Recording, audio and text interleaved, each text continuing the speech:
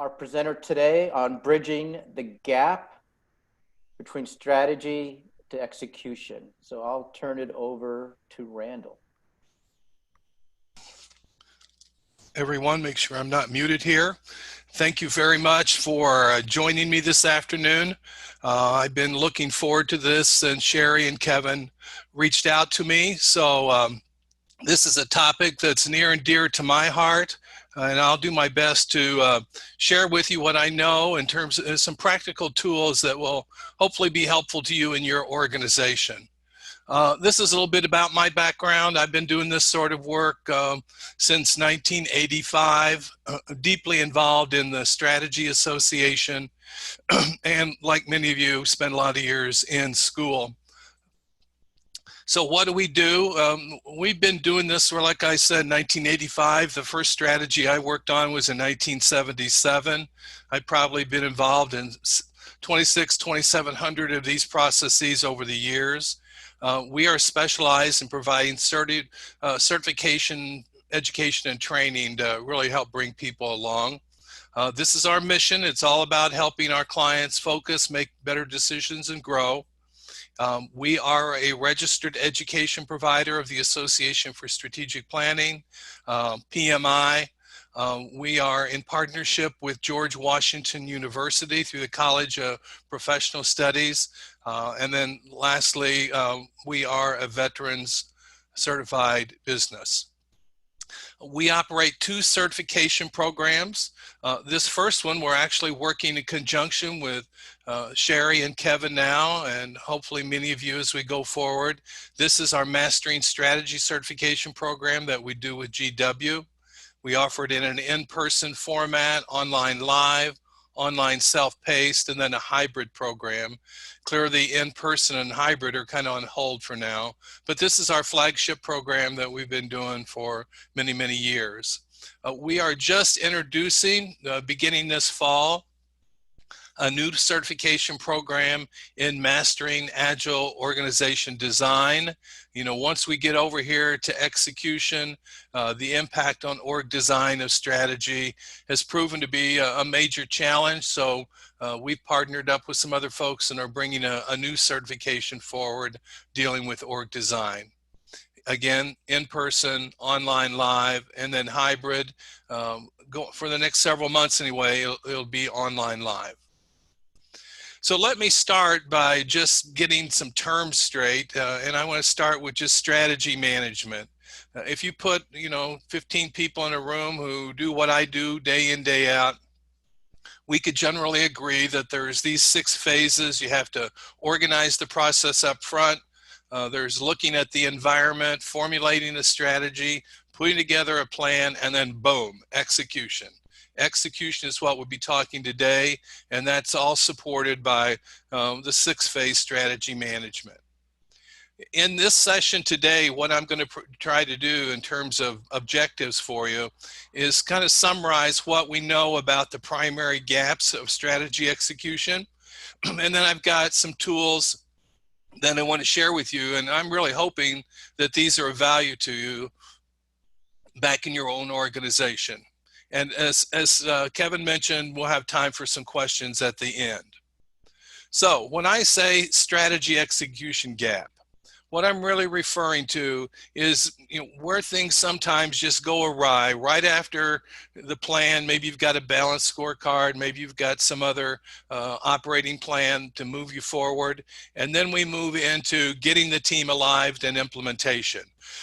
Right here is where we see much of the failure related to strategy execution. I want to leave kind of up front here, point you to some resources that may be of value to you. These are just some books I picked from many that are out there now. More and more is being written on execution all the time. But these 5 books would be ones that you might want on your bookshelf. This one related to the public sector may not be as relevant to many of you, but the 4 Disciplines book by McKinsey, The Focused Organization by Antonio Rodriguez. Highly recommend this, Excellence in Execution by Robin Speculin.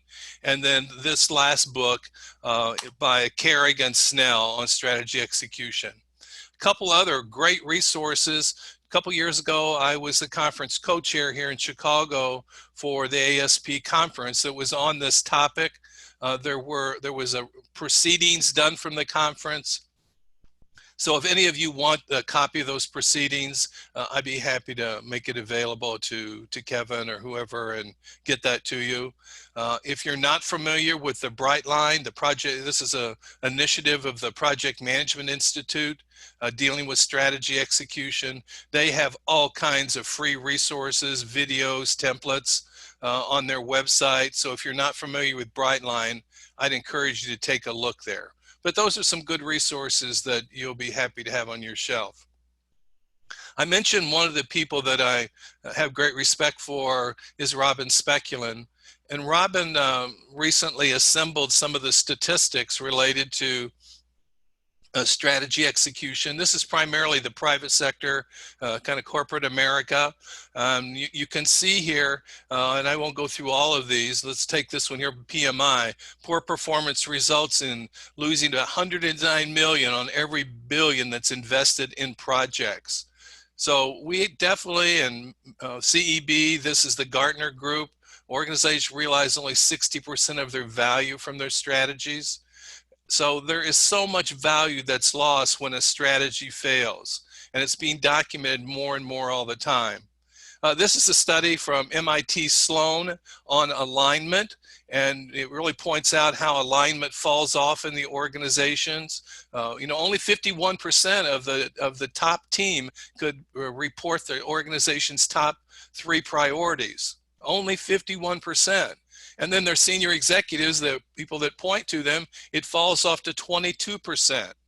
So there's just a big gap here in terms of understanding what we're doing, why we're doing it, making sure we can communicate that, and that's leading to all kinds of alignment problems.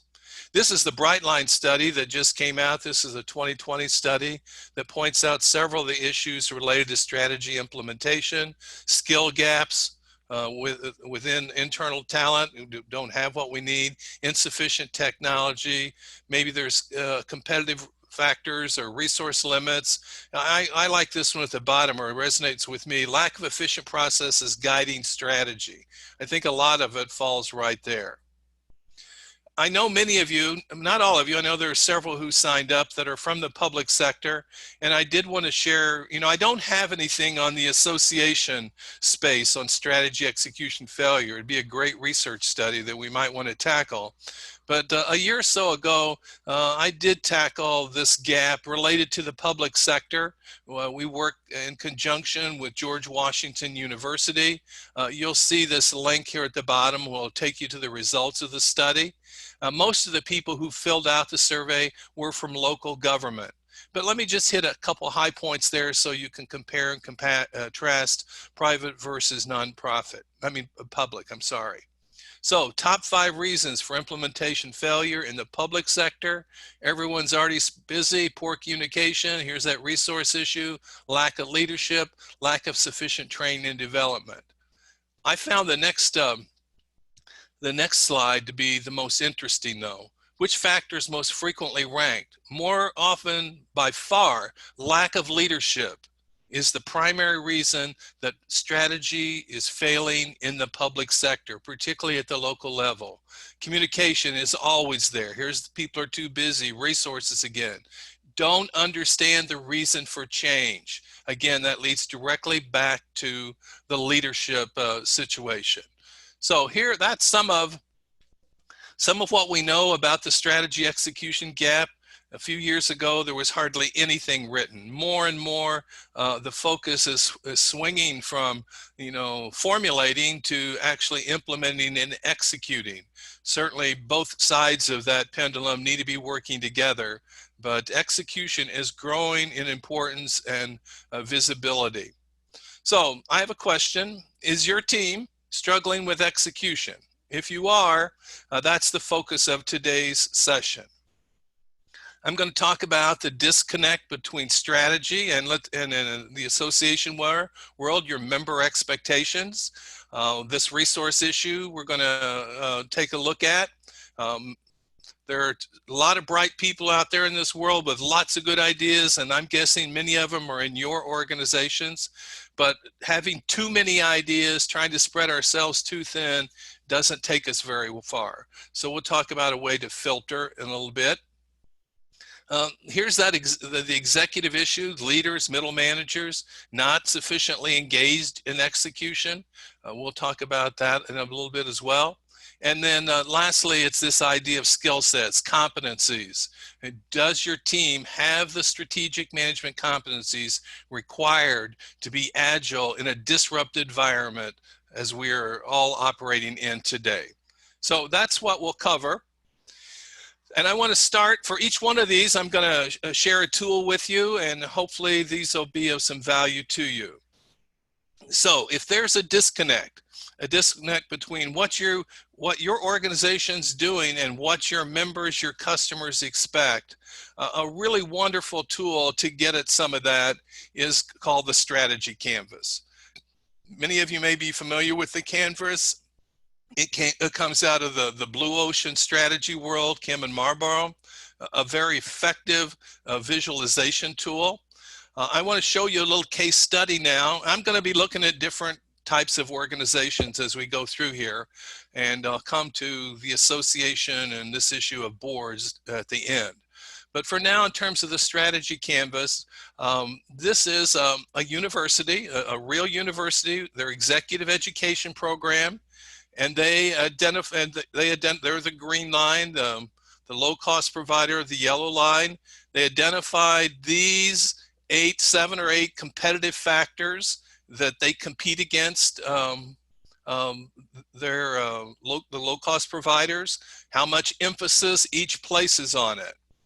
As they have gone through time, it's increasingly become clear that competing for training contracts, being a vendor selected, particularly within government, had shifted from, kind of the best value to lowest cost. And that makes it very difficult to grow and sustain any type of business. So they began asking the question, is there an opportunity for us to compete against high-profile competitors? Instead of going after those that are really just focused on low cost, what can we do to compete against high profile? So I couldn't believe it as I was working with them. It turned out they had someone on their staff that was not on the planning team, that had formerly been with Harvard University in their executive education program. So this young woman came into our meeting and we showed her what we're doing, and she helped us plot the blue line. You can see that affordable pricing, very little emphasis is placed on that by the Harvards of the world. When we get into track record, Harvard, subject matter expertise, Harvard, network, there's nothing probably any better on the planet. So this is what they were up against. So they ask another question. How is it that we can differentiate ourselves from the Harvards of the world? And it's not just Harvard, but I'm kind of using that just as a comparison point. So what they did is they looked at the needs of their customers, the requests that they have, the people that have been dealing with selling on the front end, and they decided we're gonna start emphasizing 3 new competitive factors out there. Consultative coaching. Not just that someone's going to go through the program, but they're going to be assigned a coach that's available to them to discuss the content as it moves along. Add-on services, kind of one-stop shop. Excuse me.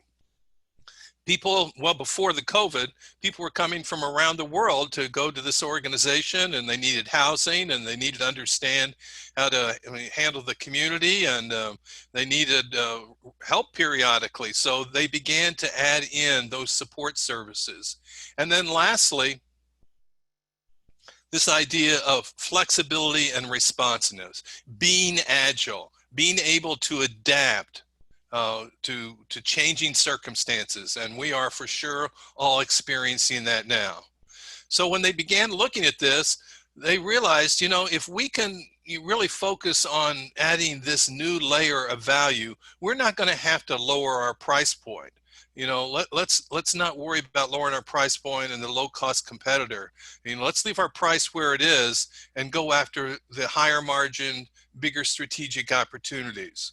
So this created a blue ocean of uncontested market space.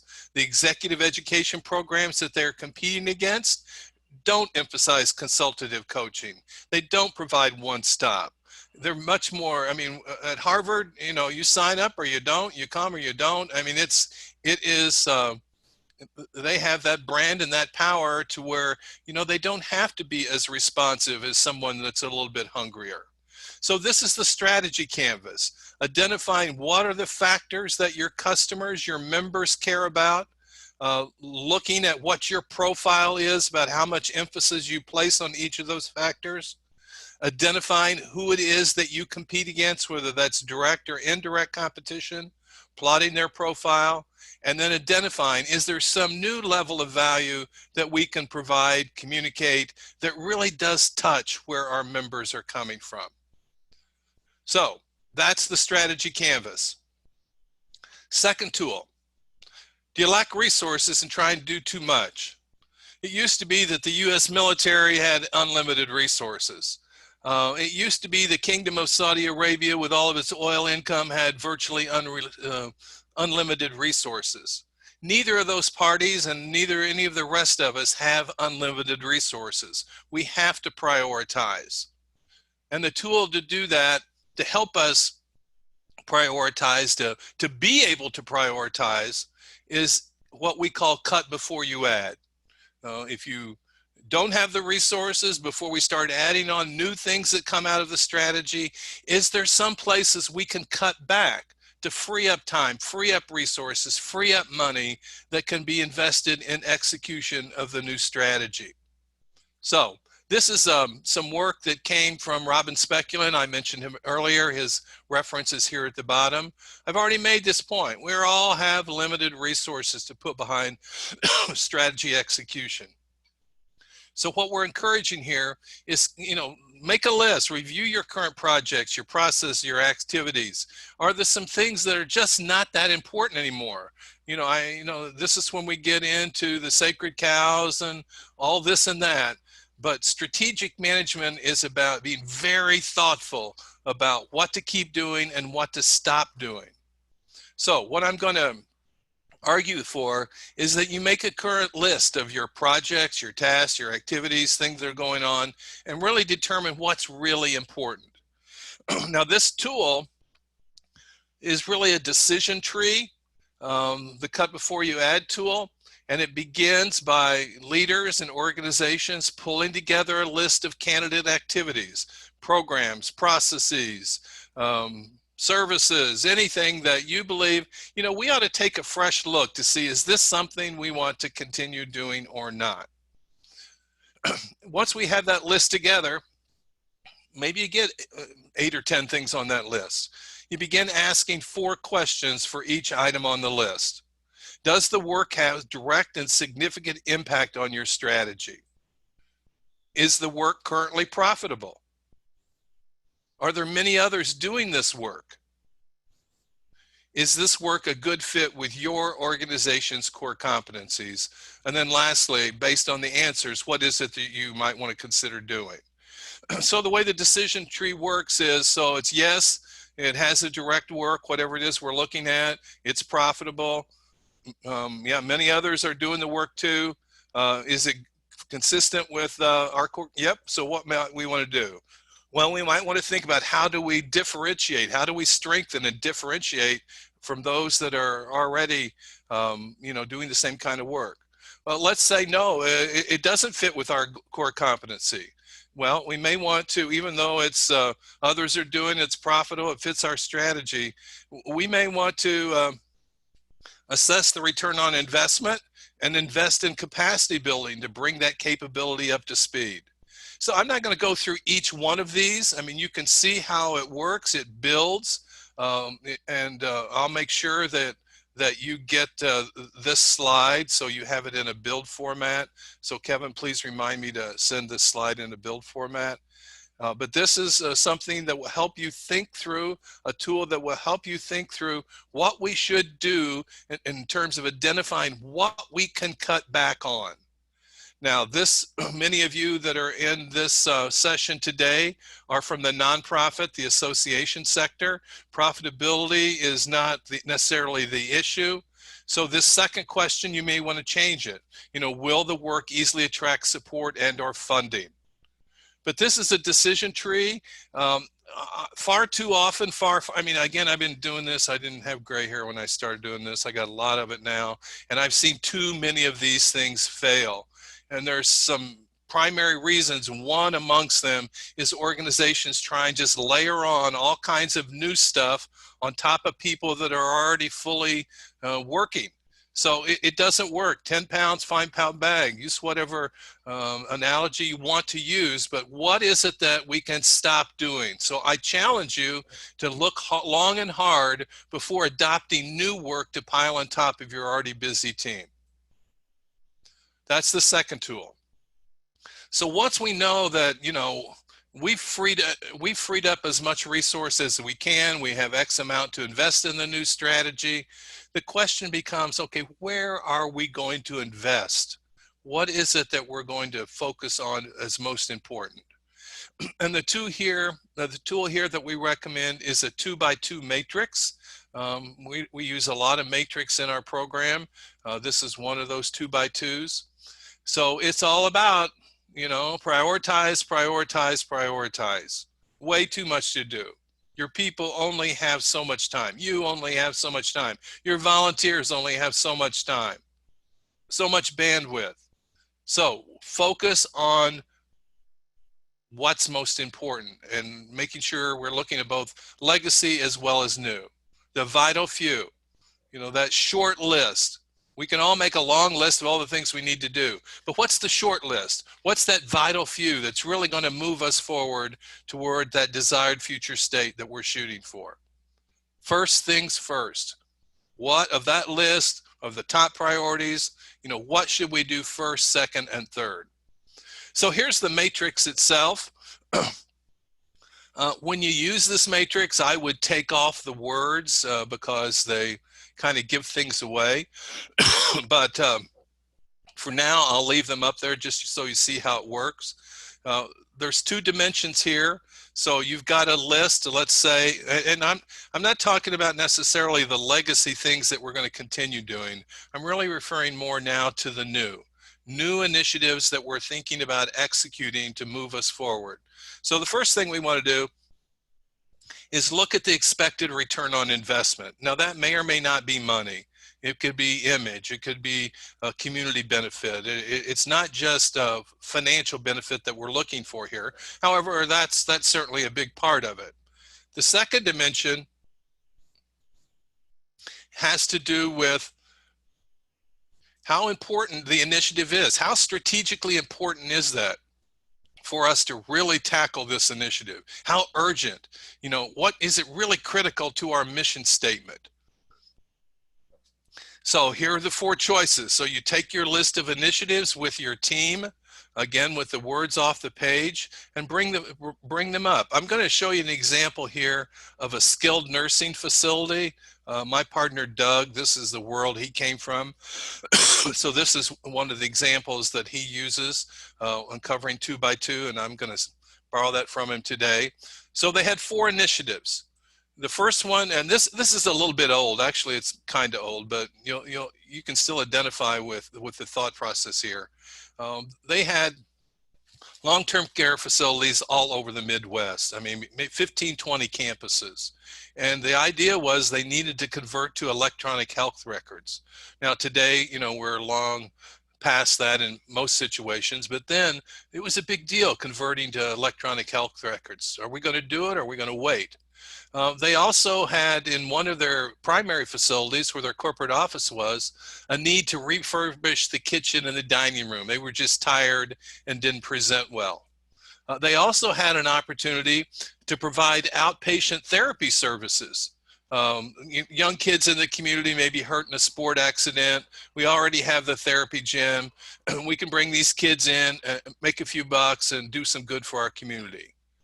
And then finally, to be able to expand and enhance the therapy gym for Med A rehab to home. This is Medicare A, for people that are injured, or like me, you recently had a knee replacement and you got to go into rehab for a while to get your strength back. So this is what they were looking at.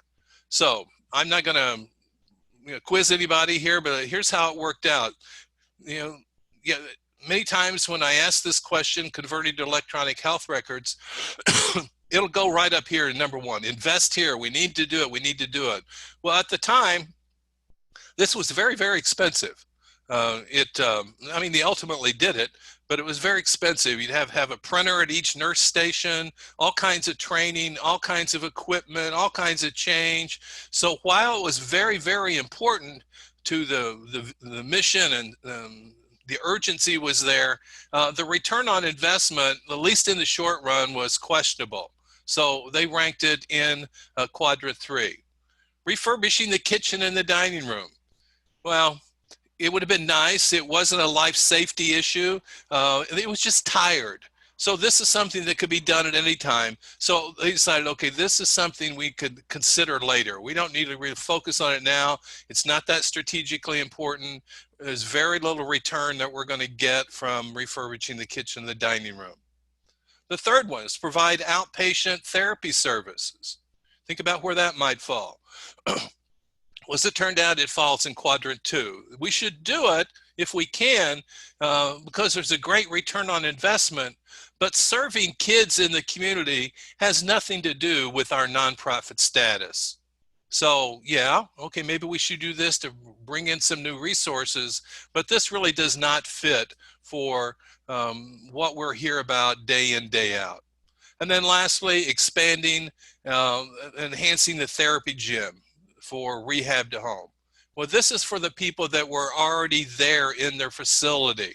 This is not kids in the community. This is seniors who needed help moving from rehab back to their home. So again, what you would do here is I'd get a team together once you've got these initiatives in place, bring them together, talk them through where to plot them in one of the 4 quadrants. At the end, bring up the words at the end and use it as a way to help the team prioritize what we should be doing first. I like to ask everyone when I do this exercise, put yourself in the place that you're the CEO, you're the executive director. We're all the CEO. Okay, what will we do that's best for our organization? Not what's best for our program or what's best for our sacred cow, but what's best for this program, this agency, this association, this department of government, and ask people to work from that role to kind of help bring the conversation along. The 4th tool. Are your executive leaders and middle managers not engaged together in execution? Plenty of times. I'm thinking of an association I worked with a few years ago, did all kinds of work to develop their strategy, built a balanced scorecard, a measurement system, the whole 9 yards. But then the CEO just didn't engage. He kept traveling. There was no COO, and things stumbled. So it's important for executives and mid-level managers to all be on the same page. There's a tool I'm going to show you in a minute that comes out of the Agile world called OKRs. But before I do that, I want to address just this whole idea of leadership. What 35 years of doing this sort of work has taught me is the #1 reason that strategies fails is because leaders don't do what they need to do. They need to create the right conditions and stay deeply involved, not just delegate, okay, you're the project manager, go away and do it. Leaders need to stay deeply involved. Whereas mid-level managers and project managers, they also have to be empowered. They have to be empowered to make decisions and move things forward. Leaders, kind of drilling down here a little now, Again, minimize the number of priorities. We don't go to our team with a laundry list. We go with a very short prioritized list. And then mid-level project managers, we have to, if that's our role, we have to understand the priorities and why they're important, viscerally. Why are we doing this? What's the benefit? What do we hope to accomplish? Leaders have to provide clear roles, responsibilities, and accountabilities. And people that are more on the front line managing execution have to have a keen understanding of their team, their capabilities, where the gaps are, what do we need to do to fill those gaps. Leaders need to engage employees throughout the journey, be visible, be involved, not necessarily doing the work, but be there, removing roadblocks. Mid-level managers need to guide their team. We need to move towards doing the right things, making the right decisions. Leaders balance the long term versus short term. That's never easy. And then as we get to the mid-level managers, let's get some early wins. Take some small steps. Begin creating momentum. If we could move to a situation where more organizations are practicing these behaviors, have these capabilities, we're well on our way to addressing or mitigating the gap. So OKRs. This is a tool. It came out of the Silicon Valley. It came out of Google. If you go back and really look at it, I mean, it's kind of I think there's nothing new under the sun. Peter Drucker talked about MBO back in the 50s, and it's been different iterations. And this is a new iteration really focused on flexibility. This is a great book down here by Paul Niven and Ben Lamort called Objectives and Key Results. These are buddies of ours. We know them. So this is a fine little book. There's others out there as well, but a nice review. But OKRs, what are they? A critical thinking framework and ongoing discipline that seeks to ensure employees work together, focusing their efforts to make measurable contributions, that drive the company forward. So an objective, we all know what an objective is, where you want to go, what's the outcome. But what's different here, and there's nothing magical about this, but this is what I see, this is what's in the literature more often than not, is to shorten the time frames of the objectives to 1 quarter. What are we going to accomplish in the next quarter? Being very clear about that, not over the next year, not over the next 2 or 3 years, but really what are we going to get done in the next quarter? And then the key result is how much progress are we making towards achieving that objective. There's some features of OKRs, and they're all built around this idea of collaboration. I love this quote. This came from the ASP conference. Collaboration IQ is highly valued and reinforced as the most important execution capability. When organizations approach collaboration as a management discipline, something to be learned, success rates rise. So some of the features that really contribute to this collaboration, it's built, OKRs are built with agility in mind.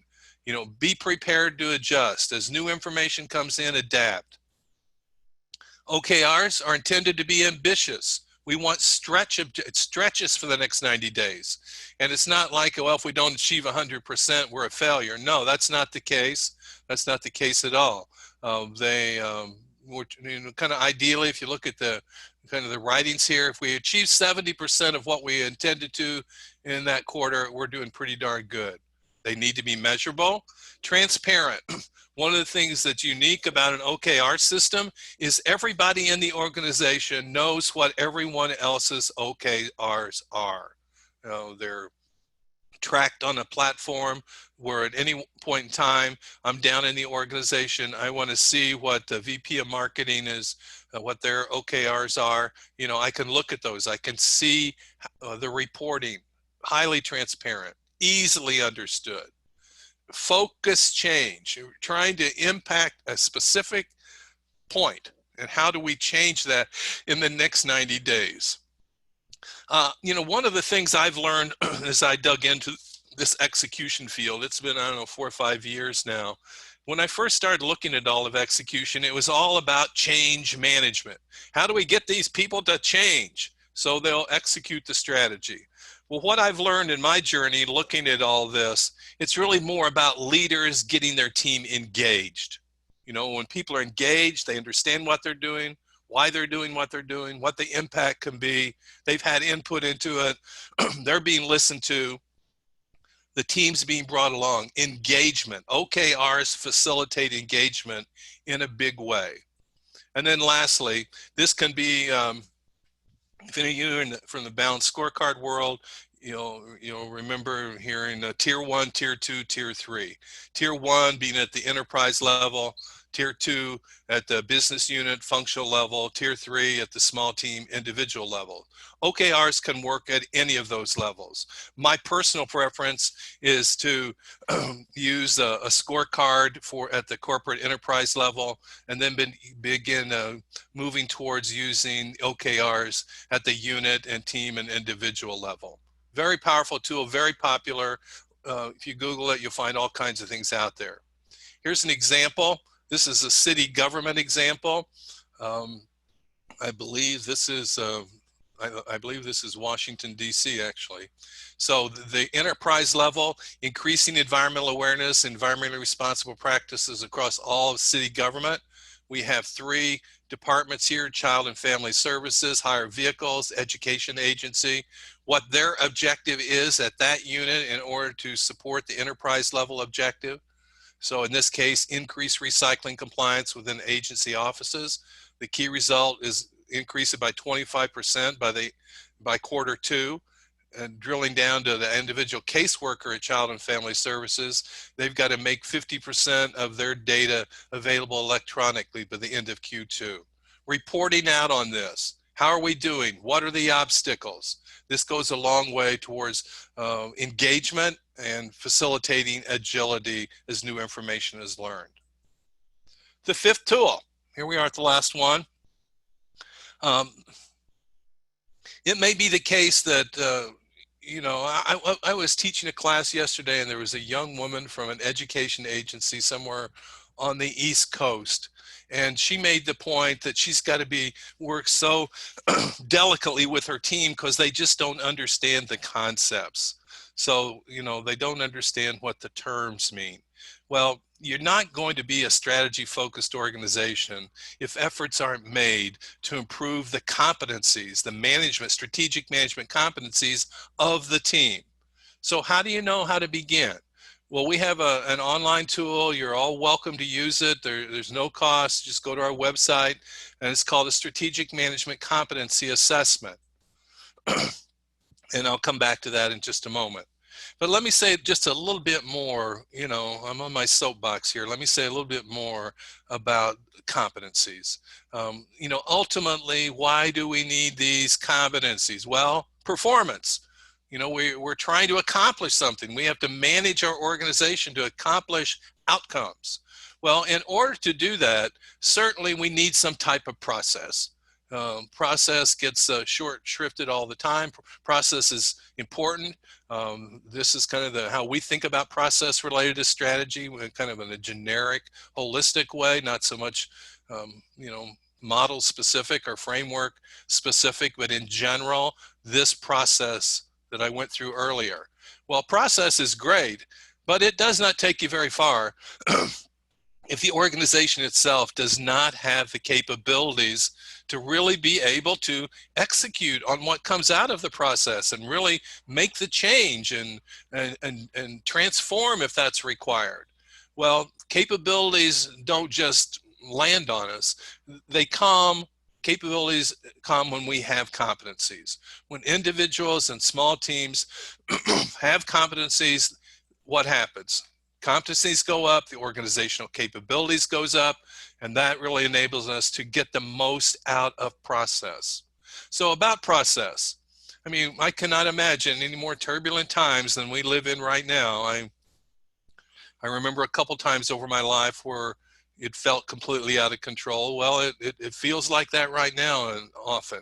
So in turbulent times, that's where process and rhythm and capabilities need to be established and built, because they give us that backbone to support the transitions that we're all going to go through.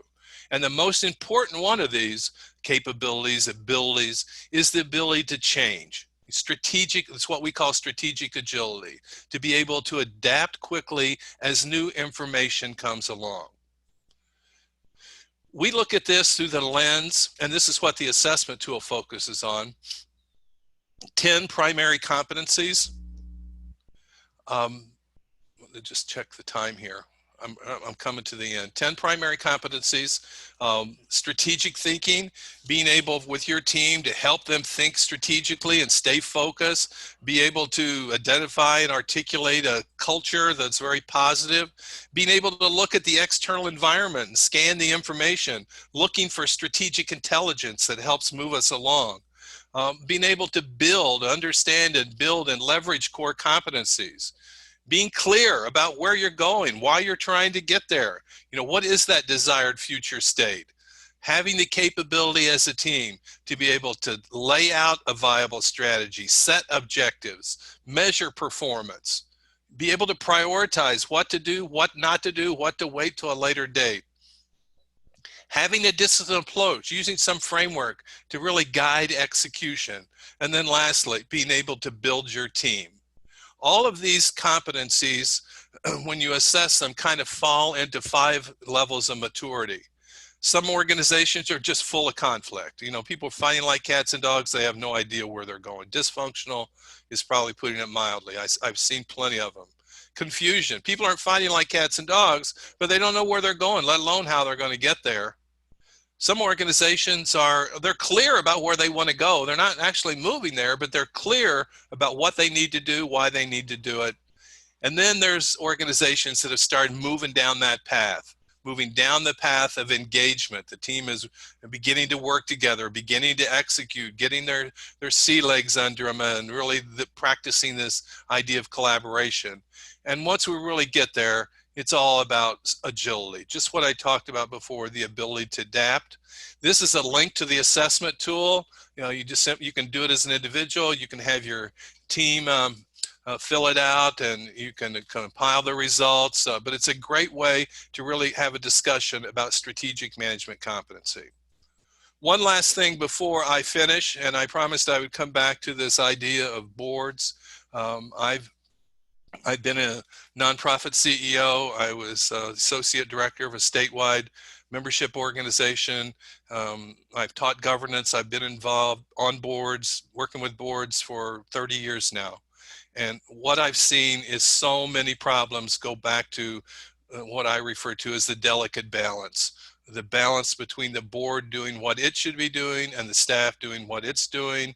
All tension is not bad, but we have to keep it in some type of parameters, or when we get to execution, we're headed for trouble. So clearly in the beginning, most of the effort in terms of assessing and organizing, that's on staff. Certainly we've got to bring our volunteers along, but that's not their role. In the environmental assessment, now their role starts ramping up here. They are the fiduciary. They need to understand the environment. They need to help identify and define where we're going. And they do define where we're going in formulation. Not that staff don't have input, but we're in phase 3. That's largely the board's role. Now when we're actually going to complete a plan, we're going to build a plan. Well, this is where the technical skills, the management skills, the industry knowledge of the staff come in. So it's more and more staff driven. When we get to execution, this is where the cardinal rule needs to be followed. If you're a board member and you're involved in execution, have a role related to execution, essentially you are functioning as volunteer staff, not as a board member who can overrule what the CEO has to say, but as volunteer staff. The sooner the board members understand that their role is not about execution unless they're volunteering their time to work on the staff team, that is not their role. When they accept that, and it gives the leadership team the wherewithal to do what they think best to execute the plan, they're going to be held accountable. But that is a staff role exclusively. And then as we move into evaluating our performance, the role the board picks up again. But to the extent this kind of information can be incorporated into a new member orientation program, periodically reviewed within committees, and just general awareness about what best practices are. Clearly, I'm sure many of you are familiar with BoardSource. They have all kinds of great materials here. Okay, Sherry, Kevin, I'm going to stop there and turn this back to you. Great. Great. Thank you. Thanks, Randall. That was great. Just to kind of follow up on what you were just talking about, how do you actually keep the board out of implementation? Well, I made this mistake big time when I was a CEO at 27 years old, thinking I had to, in every interaction, kind of be the subservient one with the board and defer to the board. No, I learned over time that no, when you're recruiting new board members, you help them understand right up front this dynamic. We're not bringing you on this board to be able to tell us what to do day to day.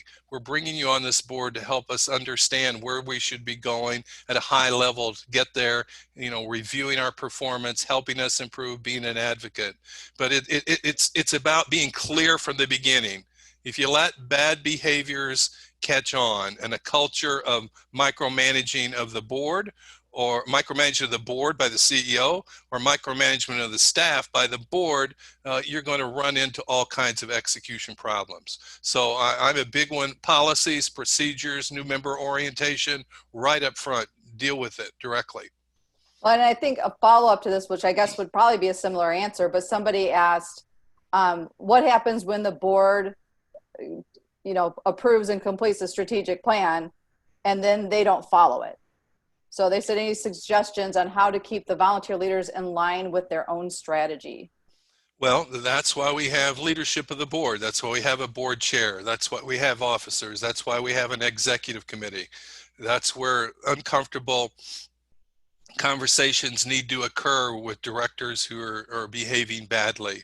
Building, and like I said, the delicate balance doesn't eliminate tension. It doesn't eliminate being direct and straightforward with one another. It actually requires that we do that. So I've just learned over the years, Sherry, you got to have some things that are non-negotiable, and you got to make those clear. Yeah.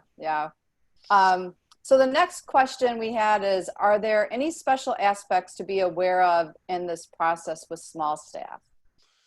Well, this is where I cut my teeth. And when I first started doing this work in 1985, I did work for Catholic Charities, and they sent me around to small organizations, and I started working with small associations early on. And what became very, very clear is you have to scale back all of these concepts to a more defined level. Fewer priorities, very few priorities. Building the capacity of the people that are there, making sure that we've got as much backup as we have. But small organizations, by definition, generally have limited resources, which means they more than anyone need to be really clearly focused. That cut before you add tool is a really powerful way to see, okay, how can we take some of the pressure off so we can focus on these new initiatives that takes us to the next level. Yeah, we've been in a ton of situations where we've gone into an organization and they'll just hand us the strategic plan and say, we don't know what to do with this. Yeah.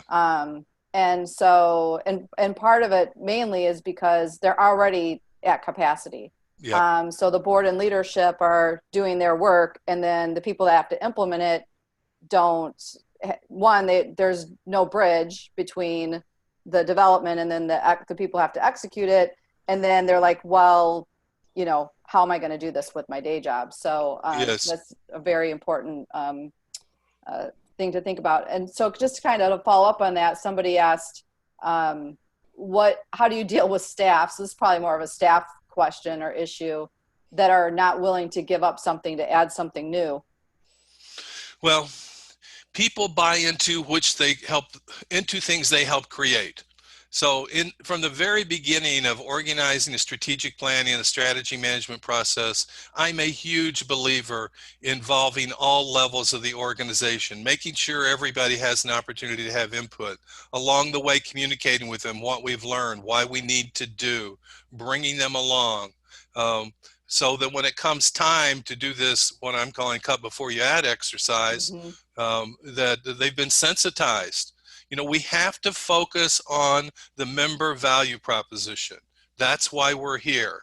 So unless it has a clear, distinct contribution to the value proposition, then it probably needs to be put on the back burner. So how about, can you talk to us a little bit about who should own the strategic initiatives? Is that the staff, the board, a combination? It's clearly not a combination, and it's the staff. The strategic initiatives are generally owned by somebody with significant responsibility within the organization. Certainly we can have project managers. Initiatives usually include multiple projects, but senior executives ought to own, in most cases, strategic initiatives. Now, if a volunteer is going to own one, they need to understand that they're functioning in a volunteer staff role. This is execution. This is not about board. If they want to be involved, great. And if they can understand that the CEO is ultimately going to be held accountable for execution, and it's her or his responsibility to make those tough calls. But in no situation would I put a board member in charge of a strategic initiative. Yeah. So here's a question, and this might be, I don't know if it probably depends on maybe the size of the organization, I'm not sure, but what would be recommended quantity of strategic initiatives a leader should be able to manage each year? A single leader? Yes. 2 or 3. Yeah. And not many. That's about right. Yeah. Yeah. I mean, sometimes 1, sometimes 2. I mean, but it needs to fit within the capacity of that leader to do the management. It does no good to raise expectations, to get everybody all worked up about what we're going to do, only to have the leader not have the time to follow through. It just demoralizes everybody. Yeah. So fewer is better. All right, great. So the next question I have is, do you have a suggestion on how associations with chapters can ensure strategic alignment? That's a good one. Yeah, actually I saw that one. If you don't mind, I'm going to pull up a slide here. Okay, hold on.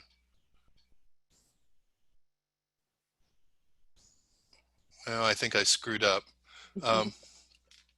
Okay, so let's imagine we have a national association that has state and local chapters. Strategy, you certainly want to get input from the local level and the state level, but ultimately the strategy has to be defined at the association-wide level, at the governance level of the board. So now we've got an association with a strategy, a balanced set of objectives, let's say, and what do we do? Well, that's where this term of cascading comes in. Beginning to work with each state, and the state if they're local chapters, what can they do to contribute to those higher level objectives? I want to come back to I want to show you this slide. Hold on. Can you see that, Sherry? Go to the next. I see the Q&A with Sherry. Yeah, okay, hold on.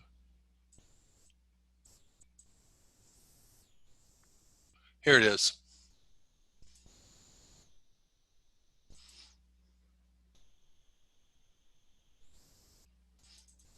Oh, I'm not very sorry. I didn't mean to do this. I got it at the wrong place. Here it is.